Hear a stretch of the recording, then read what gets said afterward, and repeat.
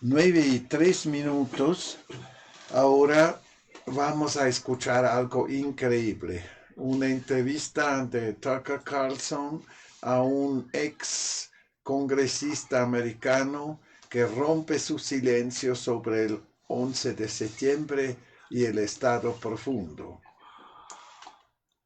Un tabú se está desmoronando. En una conversación histórica con Tucker Carlson, el ex congresista Kurt Weldon hace serias acusaciones contra las agencias de inteligencia estadounidenses, el Comité del 11 de septiembre y contra la élite política de ambos partidos.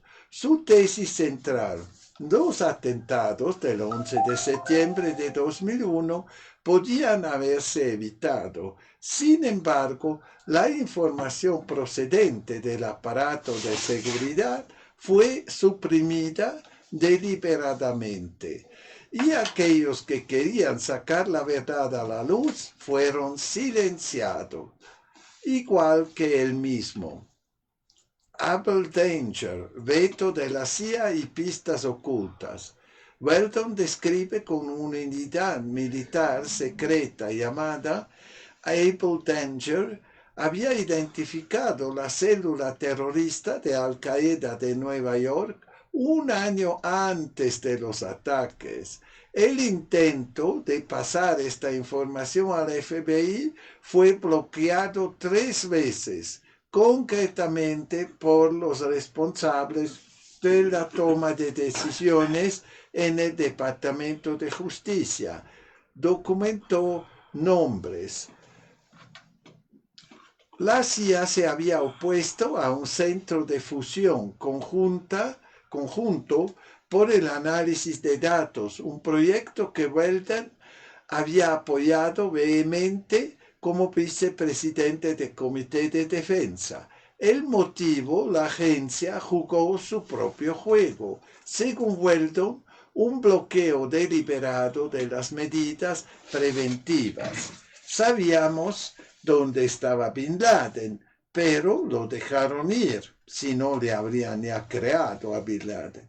Weldon describe cómo su propio grupo informal de fuentes de inteligencia le proporcionó repetidamente pistas sobre el paradero de Osama Bin Laden en Baluchistán, Irán, no en Afganistán. Esta información se planteó varias veces en reuniones informativas de la CIA, pero la respuesta siempre fue: no podemos confirmarlo ni negarlo. Weldon incluso presenta declaraciones de ex oficiales de la CIA y confidentes de familias reales árabes, quien afirman que Bin Laden fue colocado deliberadamente en Irán a través de un acuerdo secreto con el general Soleimani, no con el gobierno de Teherán. El asesinato oficial de Bin Laden en Pakistán puede entonces haber sido mera táctica de distracción. Censura, intimidación, destrucción política. Después de que Weldon hablara públicamente sobre Abel Danger y publicara un libro sobre el 11 de septiembre, la administración Bush hizo que el FBI entrevistara a su hija. Registro domiciliario: no hay cargo, no hay pruebas. Pero el daño mediático estaba ahí. Weldon perdió su reelección. Su oponente político era un general amigo de Clinton que contaba con un apoyo masivo del establishment. Querían deshacerse de mí, dijo Weldon, y lo hicieron. La destrucción de pruebas y el silencio de la comisión del 11 de septiembre. Según Weldon, el informe del 11 de septiembre fue una farsa, un encubrimiento de 1000%. El responsable en particular es el jefe de la comisión designada por Condoleezza Rice, Philip Zelikow. Aquellos que tenían información verdaderamente relevante, como el espía militar Tony Shaffer, fueron desacreditados sistemáticamente. El Pentágono incluso retiró uno de los artículos de Shaffer. El gobierno compró a su propio costo los 10.000 copias de la primera edición y la destruyó. El único contenido sensible, el nombre de Selikov. ¿Qué pasó con el edificio 7?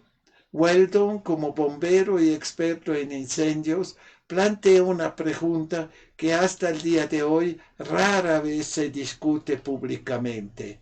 ¿Por qué el edificio 7 de World Trade Center, 47 pisos, sin impacto de avión, se derrumbó con perfecta simetría? ¿Por qué desaparecieron las evidencias de los explosivos? ¿Por qué no se realizaron pruebas de termita? ¿Por qué los bomberos que oyeron explosiones todavía no pueden testificar? Esto es físicamente imposible sin la ayuda de explosivos, y cualquiera que diga lo contrario miente o tiene miedo, dijo Weldon.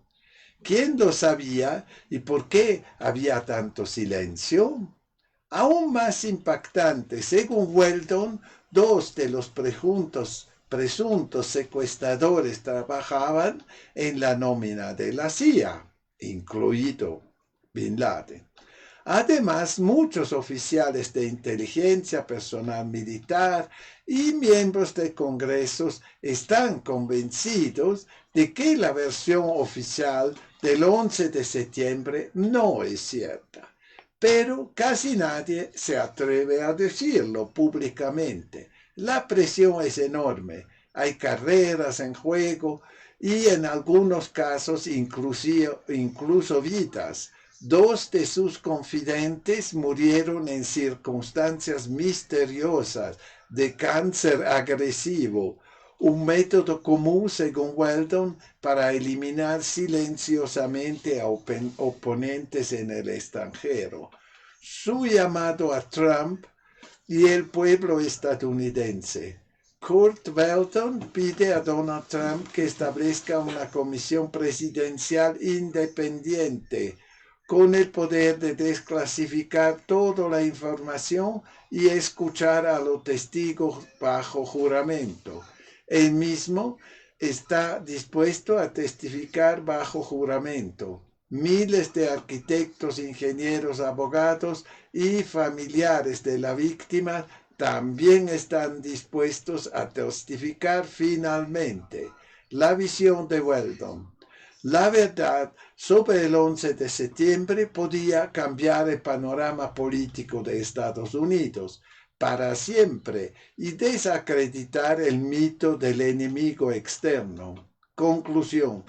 Lo que Kurt Weldon revela es más que una teoría de conspiración, es un llamado al volver a la transparencia, al control democrático y a la justicia para los muertos. Si tan solo una fracción de sus afirmaciones fuera cierta, Estados Unidos estaría afrontando el mayor escándalo político y moral de su historia.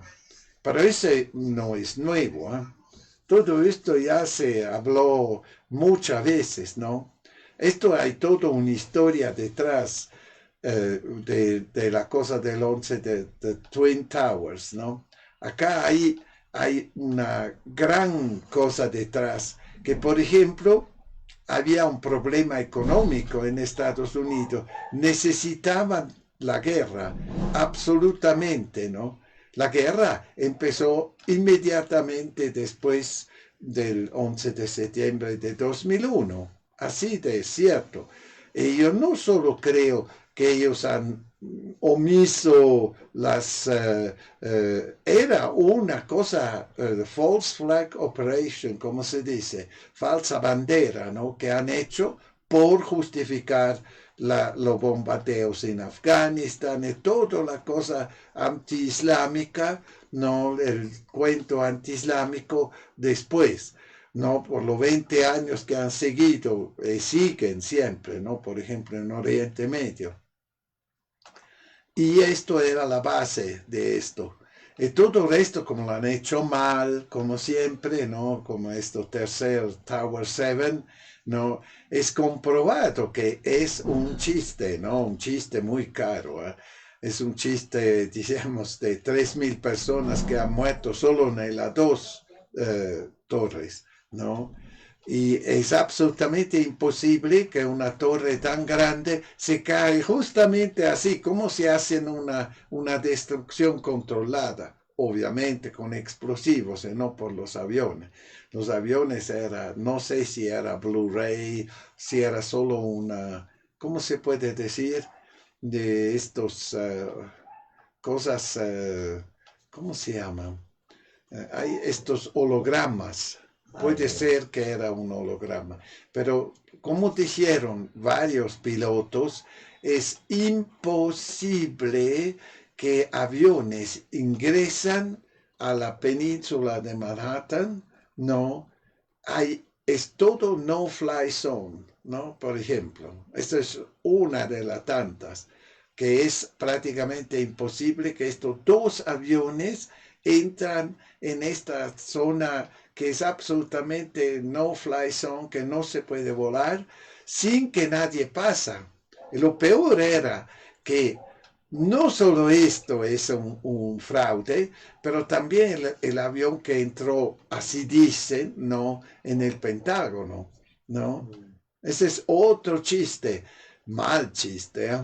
Porque, como dicen los pilotos, un avión de este tamaño no puede volar a estas alturas, primero, ¿no? Segundo, el Pentágono es controlado por alrededor, por kilómetros. Así, si uno entra, así explicó un piloto que escuché hace años ya, ¿eh? Si tú entras abajo de 3.000 metros, abajo de 3.000 metros, son 3 kilómetros, acerca del Pentágono te disparan, ¿no? Así de simple. Así, esto chiste, ¿no? Que era un cohete, esto era, sí, seguro, que han mandado a esto. Es solo la parte que no era habitada del Pentágono, era una parte que estaba en reestructuración, por ejemplo, ¿no? Después había un montón de otras cosas. A que ellos dejaban los pasaportes, los terroristas, ¿no? Los pseudo terroristas, que no eran terroristas, era gente que trabajaba por la CIA, ¿no? Todos de esto. Y después no se ha escuchado nada de estos tipos que deberían haber sido allí en estos aviones, según el cuento, ¿no? Del estado profundo, etcétera, etcétera, etcétera. Así, nunca han encontrado estos pilotos, así como ellos contaban, nunca han encontrado ¿cómo se dice? Los cuerpos, tampoco.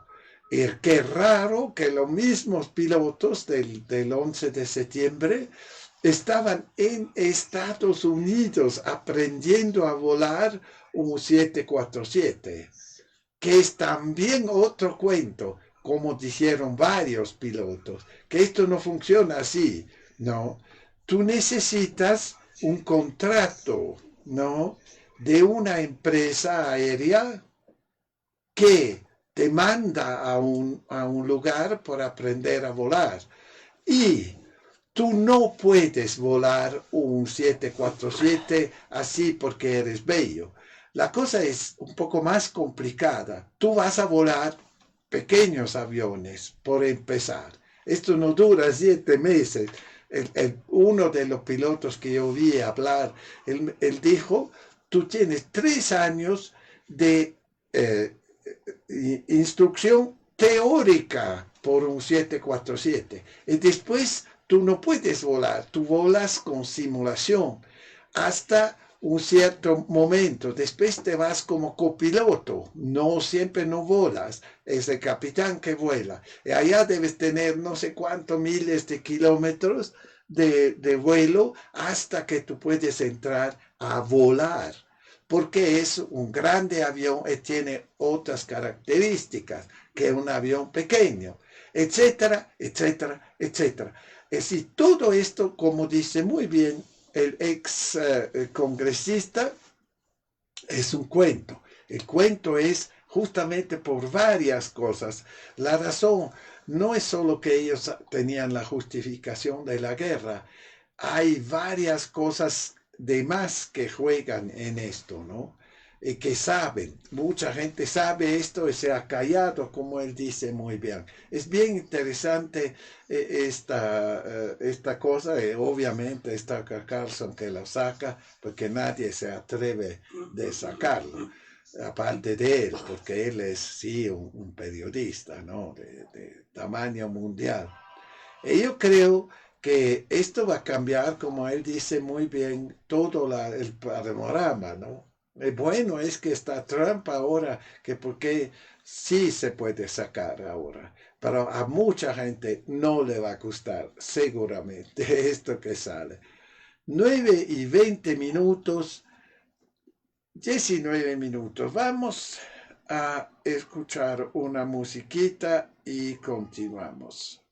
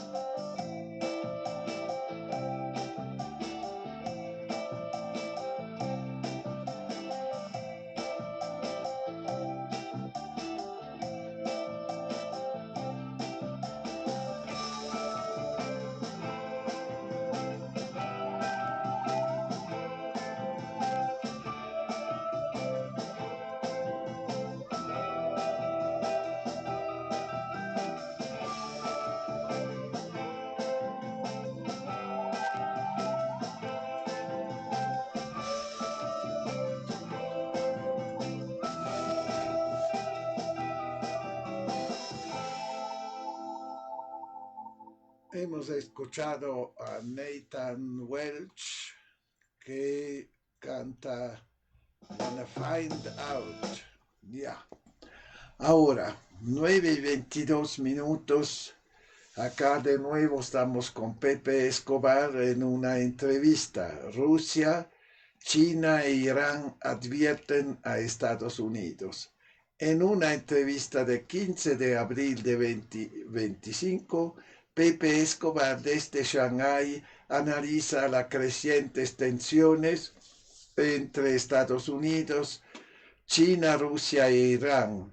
Habla sobre los nuevos aranceles de Trump, la respuesta estratégica de China, la alianza de los 3 estados BRICS y por qué un ataque a Irán sería visto como un ataque a todo el orden euroasiático. Una mirada aguda al fin del mundo unipolar. Juez Andrew Napolitano. Bienvenido, Pepe, mi querido amigo. Gracias por adaptarse a mi horario. Sé que estás en China y tengo muchas preguntas para ti, especialmente sobre la reacción de China a los nuevos aranceles de Trump. Pero primero, algunas cosas básicas. Percibe una división en el equipo político exterior de Trump entre los neoconservadores como Hexet, Rubio, Gorka y Waltz y los partidarios de los Estados Unidos primeros como Gabbard, Vance y Withoff. Pepe Escobar, sí la hay. Y en lo que respecta a la llamada política hacia China es un completo desastre. Yo diría que ninguno de ellos entiende China. Estuvo hoy en Shanghái la Universidad de Fudan, participando en un seminario con el profesor Yang Wei, uno de los intelectuales más destacados de China. Nuestro tema era la asociación estratégica entre China y Rusia, pero pronto pasó a la relación entre Estados Unidos y China. Lo que se percibe en Shanghái es orgullo, resiliencia, progreso tecnológico y un profundo desprecio desde los taxistas hasta los diplomáticos para la estrategia estadounidense para contener a China. Esto es un nuevo paradigma. China se ha mostrado reservada durante mucho tiempo respecto a la superpotencia estadounidense, pero ahora ya no le hace falta. Estás enojado. El juez Andrew Napolitano. El secretario de Defensa de Estados Unidos estuvo en Japón hace 10 días y amenazó abiertamente a China con respecto a Taiwán. ¿Cómo está reaccionando China ante esto? Pepe Escobar, es ridículo. El ministro de Defensa no sabe ni qué es la ASEAN, ni qué es el BRICS. Hexet, Rubio, el propio Trump, aquí en China solo son ridiculizados. China es una potencia civilizacional con 5.000 años de historia. Cuando hablamos hoy con el profesor Yang Wei y sus estudiantes de doctorado, todos quedaron atónitos ante la ignorancia de los dirigentes estadounidenses. Juez Andrew Napolitano. Entonces nadie en Washington conoce los orígenes de la nueva ruta de la seda. Pepe Escobar. No, casi nadie sabe que Xi Jinping lanzó en 2013 el proyecto en Kazajstán, un plan maestro geopolítico y geoeconómico. Tampoco entienden el programa Made in China 2025, contra el cual Trump impuso las primeras sanciones. Hoy en Shanghái se puede ver que China ya es líder en 7 de cada 10 sectores de alta tecnología y pronto lo hará en todos ellos. Juez Andrew Napolitano. ¿Quiénes sufren más por los aranceles de 145% de Trump? ¿Los fabricantes chinos o los estadounidenses?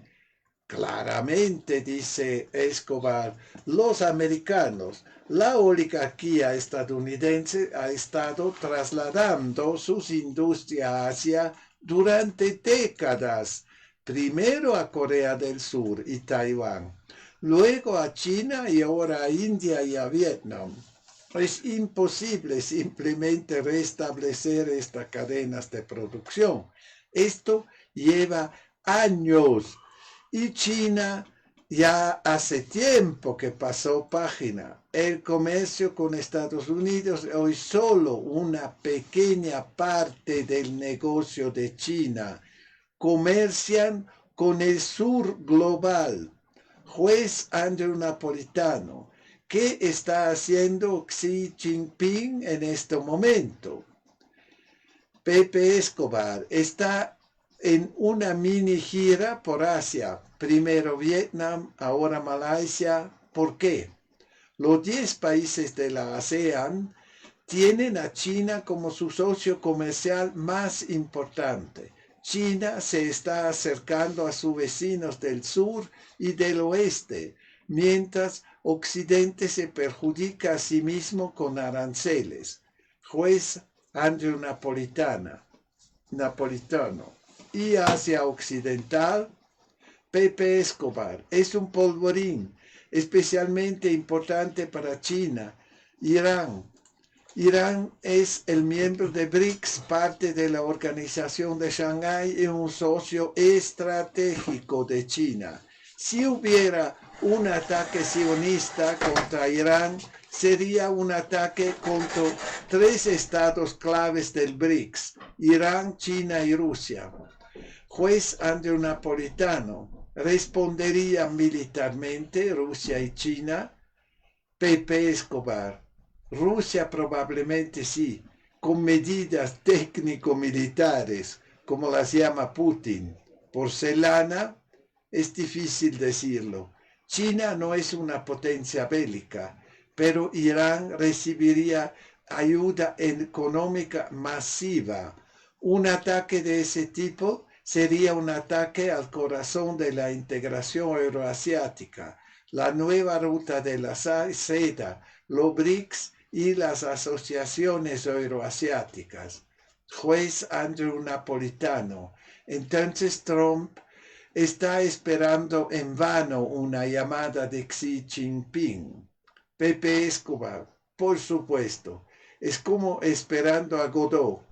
El profesor Yang Wei también dijo lo mismo hoy. La élite académica en China entiende el teatro que está montando Trump, pero no acepta la forma en que se trata a China con desprecio. Juez Andrew Napolitano: China posee alrededor de 850.000 millones de dólares en bonos del Tesoro de Estados Unidos. ¿Qué hacen con ello? Pepe Escobar: esto es un arma. Si lanzan sus bonos al mercado, las tasas de interés en Estados Unidos aumentarán, lo que abrumaría al Tesoro norteamericano. Todavía se están conteniendo, pero si fuera necesario, podrían llamar a sus distribuidores y vender. Eso sería la opción nuclear. Juez Andrew Napolitano: ¿y Europa? Pepe Escobar: los europeos enviarán una delegación a China en junio. Quieren un mejor acuerdo comercial, impensable hace apenas unos años. Juez Andrew Napolitano: ¿cómo ven los chinos a Trump? Pepe Escobar: como director de circo, como un bárbaro. Esto es el peor insulto en el uso del idioma chino. Pero los turistas estadounidenses son bienvenidos aquí y los negocios continúan a pesar de todo. Juez Andrew Napolitano: ¿y Rusia? ¿Cómo están reaccionando a los aranceles de Trump? Pepe Escobar: con paciencia. Según el lema, siéntate en la orilla del río y espera. Tarde o temprano el cadáver de tu enemigo pasará flotando. Esto es de Mao Zedong. Los rusos esperan un nuevo equilibrio, quizás incluso un nuevo orden mundial. Estados Unidos, Rusia, China, con esferas de influencia claras. Juez Andrew Napolitano: ¿y Trump tendría que aceptar eso? Pepe Escobar: él puede que lo haga, pero quienes lo rodean no. Los neoconservadores odian cualquier cosa que parezca equilibrio. Quieren dominio. El Estado profundo de Estados Unidos quiere que Trump destruya a China económicamente, Irán militarmente, Rusia mantén la distancia. Juez Andrew Napolitano: ¿y qué pasa con el papel de la India? Pepe Escobar: no está claro. La India está indecisa, colonia de los angloamericanos o parte de la integración euroasiática. Ni siquiera las élites indias lo saben. Juez Andrew Napolitano: Pepe, gracias por tu tiempo. Por accidente te ubiqué en Beijing antes. Estás en Shanghái, justo en el corazón económico de China. Pepe Escobar: sí, mi VPN actualmente se llama USA for China, solo en Estados Unidos, ¿verdad? Se despiden. Así es, ¿no? se ha ridiculizado completamente, ¿no? Imagínense, tienen 850.000 millones de bonos de deuda americanos. Sí, han vendido ya mucho, han vendido, antes eran 2 billones y ahora ya la han bajado más de la mitad. Significa que la presión económica a Estados Unidos es enorme. Y si el imbécil de Trump va a presionarlo más a los chinos, le van a vender todo. Es la bomba nuclear económica, ¿no? Porque será un desastre total, ¿no? Ya que están mal, pero van a estar peor. Esto lo van a hacer seguro los chinos. Esto no es una cosa sí o no. Lo van a hacer. Absolutamente, yo soy seguro. Lo están haciendo ya. Esto, todos sus queridos aranceles, su bla bla que hace Trump, se muere solo con esto. Ellos sueltan y sueltan los bonos de deuda, resultado, como explicó muy bien, los intereses van a subir, ¿no? Del dinero, porque ¿quién lo compra? ¿Quién va a comprar bonos de deuda americanos? Debes encontrar un filántropo, ¿no? Como Gates puede ser, ¿no? Que se lo compra. Y los otros billonarios que son tan buenos y tan filántropos que por salvar a su país y a su gente van a comprar los bonos que no valen nada, ni la carta donde están imprimidos. Así, es como dice bien, ¿no? Escobar, que se ridiculizan, ¿no? Es totalmente ridículo. Se ve que son casi todos viejos esta gente, viejos y burros, ¿no? Bárbaros, como dicen los chinos. Esto es la realidad. Y no hay que temer a Trump, y menos hay de tomar en serio su bla bla, ¿no? Porque están quebrados, totalmente, ¿no? Así, tampoco acá este gobierno, entre comillas, ¿no? De servienta, que seguramente ya le ha llamado a Trump, por favor, no me ponen 10% de... Claro, ¿no? Ellos siempre eran los chupes, ¿no? De ella, la primera cosa que ha hecho cuando ha tomado la presidencia, ha ido a Biden a babearlo, esto es lo triste que tenemos acá, como también mi país, ni creas, los suizos más chupes que todo. Así, estamos en este plan, ¿no? 9:36, vamos a escuchar otra cosa de Quincas Moreira, Sandcastle.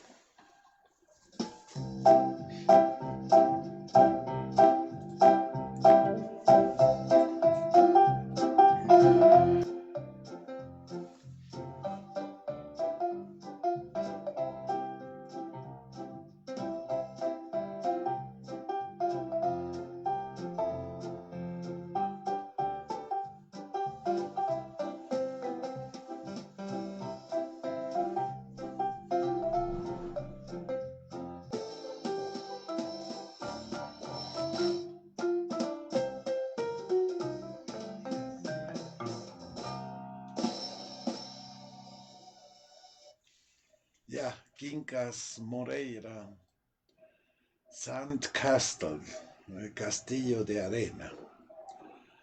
Redibujando fronteras en un mundo multipolar, una nueva fase de la Tercera Guerra Mundial, de Nick Giambruno. Definir los límites precisos de las distintas esferas de influencia en un mundo multipolar y formalizarlos en un acuerdo será un proceso complejo y largo.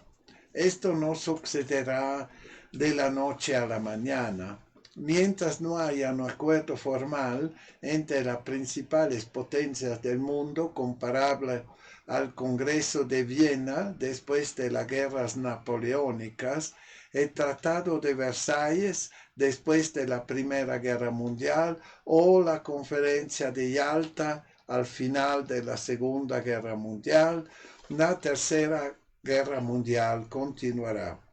Aunque no se puede descartar por completo una guerra cinética directa entre Estados Unidos, Rusia y China, este escenario sigue siendo poco probable.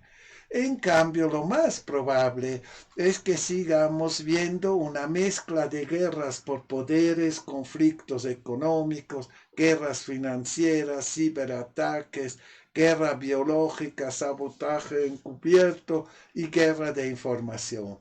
Todas ellas expresiones de una lucha global por esferas de influencia que continuará hasta que se alcance un acuerdo formal para poner fin a esta tercera guerra mundial. A continuación presento un mapa geopolítico del mundo multipolar en desarrollo tal como lo evaluó actualmente. Espero que los colores y los bordes también drásticamente en el futuro cercano. Definición de las nuevas esferas de influencia. Algunos límites son relativamente claros. El hemisferio occidental, sin duda, seguirá estando bajo la influencia de Estados Unidos. La esfera de influencia de Rusia se extenderá a Europa del Este y partes de Asia Central, mientras que la esfera de influencia de China probablemente se encontrará en Asia Oriental. Pero, ¿dónde exactamente discurrirán los límites dentro de estas regiones? Sigue siendo una pregunta crucial. Tomemos como ejemplo al este de Asia. Se considera casi seguro que Taiwán se reunificará con China de alguna forma. Estados Unidos no puede evitarlo y Washington probablemente reconocerá a Taiwán como parte de la esfera de influencia de China.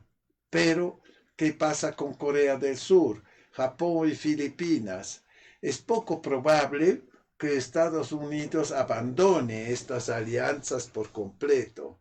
¿Puede China aceptar que estos países permanezcan bajo la influencia estadounidense?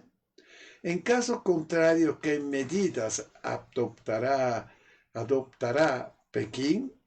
Mientras Estados Unidos y China no se pongan de acuerdo sobre los límites de sus respectivas esferas de influencia en el este de Asia, la Tercera Guerra Mundial no terminará.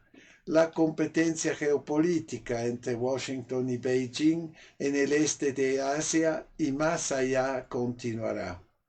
El papel de Oriente Medio en el orden mundial emergente. Oriente Medio representa una de las grandes incógnitas del nuevo sistema multipolar, donde se trazarán aquí los nuevos límites. La región se complica aún más por la presencia de actores regionales influyentes como Turquía, Israel e Irán, cada uno de ellos persiguiendo sus propios intereses estratégicos. Estados Unidos, Rusia y China no solo tendrán que definir su propio papel en Oriente Medio, sino también clasificar la influencia de estas potencias regionales. No se vislumbra una solución rápida. La región sigue siendo inestable y la posibilidad de que un conflicto regional se convierta en una conflagración global sigue siendo real. Una cuestión clave es el papel de Irán en este nuevo orden y si Estados Unidos e Israel están preparados para aceptar ese papel. ¿Qué pasa con Europa? Aunque parece relativamente claro que Europa del Este caerá bajo la esfera rusa, el destino de Europa Occidental y Central sigue siendo incierto. Con el cambio de política exterior de Trump, el gobierno estadounidense aparentemente ha puesto fin de facto a la guerra en Ucrania y de este modo ha sellado virtualmente la victoria de Rusia. Para los partidarios del orden mundial unipolar, esta derrota será difícil de aceptar, pero después de todo, lo que estaba en juego geopolíticamente, la sangre derramada, los recursos gastados y la credibilidad perdida en una guerra que nunca podían ganar, esa realidad era previsible. La victoria rusa en Ucrania tendrá consecuencias enormes, especialmente para Europa y la OTAN. La pregunta clave para Europa Occidental es: ¿qué será de la OTAN? ¿Permanecerá en su forma actual? ¿Se debilitará? ¿Se disolverá completamente? Considero muy probable una reestructuración de gran alcance o incluso la disolución completa de la OTAN. La voluntad política en Estados Unidos de seguir subsidiando la seguridad europea está disminuyendo cada vez más.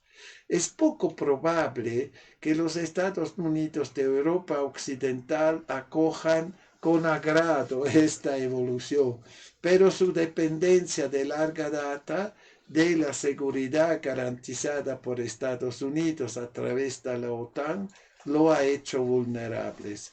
Se alejarán en el futuro de la integración a la UE y volverán a la soberanía nacional. ¿Y qué consecuencias geopolíticas tendría esto? África y las potencias regionales. El papel de África en el nuevo sistema multipolar aún no está claramente definido. Estados Unidos, China y Rusia tienen intereses estratégicos en el continente africano, pero los límites de sus respectivas esferas de influencia aún no están claros. África podría convertirse en uno de los principales escenarios de competencia económica, financiera y posiblemente militar entre las grandes potencias. Potencias regionales importantes como Brasil, India y Pakistán también tendrán que encontrar su lugar en el mundo multipolar sin provocar demasiado a ninguna de las grandes potencias. Redibujar límites. La historia muestra que cuando las relaciones de poder globales cambian, las fronteras también se redefinen. Esto podría suceder en África, Oriente Medio, Europa y Asia Oriental, quizá incluso en partes del hemisferio occidental. Trump ha hablado abiertamente de su deseo de incorporar a Canadá, Groenlandia y Panamá a Estados Unidos. Estas afirmaciones deben entenderse en el contexto del mundo multipolar emergente. Conclusión. Aún quedan muchas preguntas sin respuesta antes de que podamos decir que la Tercera Mundial ha terminado. La Tercera Guerra Mundial ha terminado. Los puntos geopolíticos más explosivos en la transición hacia un orden multipolar incluyen Oriente Medio, Europa Occidental y Central, África, Corea del Sur, Japón y Filipinas, Brasil, India, Pakistán y otras potencias regionales emergentes. Mientras no hay un acuerdo formal para definir estas esferas de influencia, como ocurrió en las guerras mundiales anteriores, la Tercera Guerra Mundial continuará y tendrá consecuencias globales masivas. El poder global está cambiando y con él el mundo financiero. Estamos en medio de un profundo trastorno geopolítico y económico que reordenará el equilibrio de la riqueza y el poder en este planeta de manera que muchas personas aún no conocen. La transición a un mundo multipolar no es solo un punto de inflexión político, sino también financiero. Aquellos que lo reconozcan a tiempo tendrán enormes oportunidades. Habrá grandes ganadores y grandes perdedores. La pregunta crucial es, ¿de qué lado estarás? Por, ese, por eso he elaborado un informe especial que muestra exactamente cómo este cambio podía afectar su vida y su riqueza. Ahora es tu oportunidad de estar en el lado correcto de la historia. Ya bien interesante, ¿no? El artículo del señor Nick Giambruno. 9:51.